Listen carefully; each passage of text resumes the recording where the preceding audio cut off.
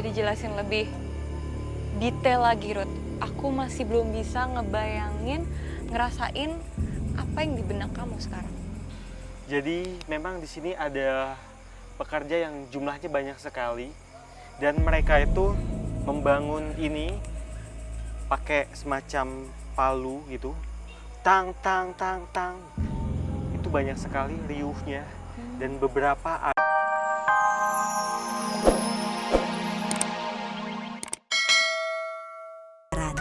Pasalnya, bangunan bendungan peninggalan masa kolonial Belanda yang dibangun di tahun 1905 ini membutuhkan waktu pengerjaan selama 20 tahun yang dikerjakan oleh hampir 300.000 warga pribumi pada masa itu. Tak heran jika bendungan lama yang namanya diambil dari arti kata pembayaran ini dinobatkan sebagai bendungan termahal yang disinyalir memakan biaya 5 juta gulden atau setara dengan miliaran rupiah pada masa ini. Pamayaran dulunya sistem pekerja yang diupahkan oleh kolonial Belanda, cuman sistem upahnya itu nggak sesuai, itu pembayaran. Namun sayangnya, bendungan yang memiliki luas lebih dari 200 meter ini terakhir beroperasi mengaliri area lahan perkebunan warga pada tahun 1997 silam. Dan kini hanya dijadikan sebagai salah satu situs bersejarah yang bisa dinikmati oleh masyarakat. Tak hanya menawarkan segudang sejarah, bendungan lama Pamayaran ini tak lepas dari kesan mistis dan angker saat malam menjelang. Dimulai dari suara layaknya pasar yang kerap terdengar dari arah pintu air nomor 3. Bahkan tak jarang, masyarakat yang melintas mendengar suara layaknya gerombolan pasukan Belanda yang seolah sedang berjaga.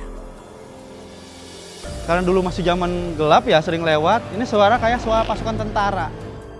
Terlebih lagi saat masih bendungan aktif, warga sekitar kerap melihat penampakan adanya sosok 2 ekor buaya yang disinyalir sebagai penjaga dari bangunan tersebut. Dan pernah memakan korban yang meregang nyawa di salah satu pintu air yang ada akibat melanggar aturan dan pantangan yang sudah menjadi wasiat turun-temurun. Kesurupan di sini banyak gitu, karena dia itu kadang-kadang menyepelekan bang itu. Lantas, mampukah kami menguak sisi lain sejarah yang tak tertulis pada bendungan lama ini lewat mereka yang tak kasat mata?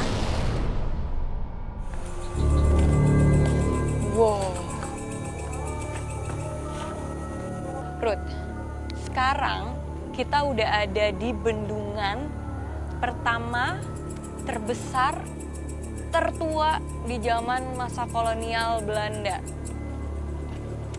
Ada beberapa cerita sejarah di tempat ini, tapi yang pengen kita kuak malam ini adalah hal-hal yang tidak tertulis di sejarah. Ini dia namanya Bendungan Pamaraya.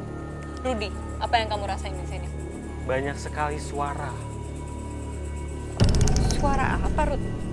Aku nggak dengar suara, aku cuma dengar suara-suara hewan. Hantaman besi, suara riuh orang-orang kerja, dan juga ada beberapa orang-orang yang protes.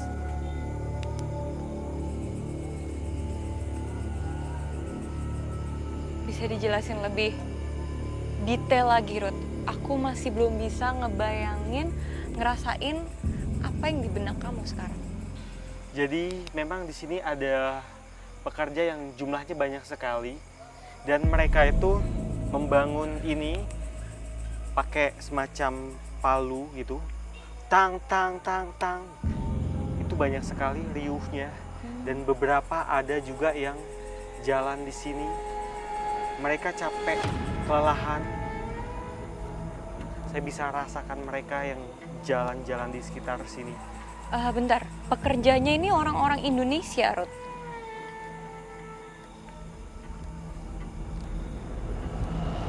Indonesia. Dan dibangun sama orang-orang Belanda, berarti mereka tuh kayak semacam budak dong. Mereka ini sebenarnya dibayar Tapi mereka banyak yang protes atas bayaran itu. Berarti mereka bayarnya nggak sesuai. Berarti ini kayak kerja rodi gitu ya? Zaman dulu kan Kurang kayak lebih gitu seperti kan? itu. Zaman penjajahan. Saya lihat ada beberapa pengawas dari zaman Belanda. Mereka bertubuh tinggi tegap. Mereka pakai seperti topi. Topinya itu mirip topi bundar. Kayak cowboy gitu. Mereka pakai celana pendek dan sepatu boots. Dan ada revolver, sejenis senjata api. Iya, di, senjata api. Sini, Pistol ya? pistol. Dan si orang Belanda ini, dia dengan kejam, dia jalan mengawasi si pekerja. Kalau malas, Maksud kamu dipukul pakai pistol? mereka nggak mau tahu, Kalau mereka tiba-tiba mati di tengah-tengah kerjaan gimana? tinggal ganti. Ratusan ribu pekerjanya. Ratusan ribu. Untuk pekerja karena dulu kita Banten ini baru, ini jadi Jawa Barat, dari Jawa Tengah, dari Jawa lah sekitarnya. Itu dari Jawa untuk dipekerjakan di Pamaran ini. Kurang lebih 300.000 pekerja, buruh harian. Terus. Berarti di sini dulu banyak terjadi hal-hal yang kejam. Mereka memang kejam sekali.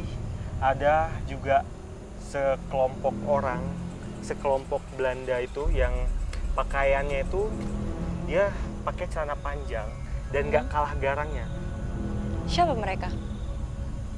Mereka bawa rifle. Rifle itu kayak semacam sejenis senapan, mirip senapan angin ya, tapi itu api.